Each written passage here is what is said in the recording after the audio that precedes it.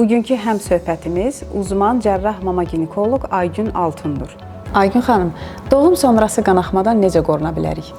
Əlbəttə ki, əmzirməklə hamiləlik boyunca uşaqlıqda oksitosin reseptorlarının sayı artır və qadın əmzirdikcə vücudunda oksitosin hormonu salgılanır və bundan dolayı da uşaqlığın yığılmasına səbəb olur. Qanaxmadan qorunmaq üçün uşaqlıq mütləq möhkəm bir şəkildə döl xaric olduqdan sonra yığılmalıdır. Hətta bizim bununla əlaqədar başımıza bir hadisə də gəlmişdi. Keysəriyyə sonrası bir anamız qanaxma olmuşdu onda və bütün istifadə etdiyimiz dərman vasitələrinə rəğmən heç bir şəkildə uşaqlıq yığılmırdı. Ondan sonra ən son çarə olaraq biz uşağı gətirdik və ananın döşünə qoyduq və möcüzəvi bir şəkildə uşaqlıq yığıldı və sonra da hər hansı bir qanaxma yaşamadıq.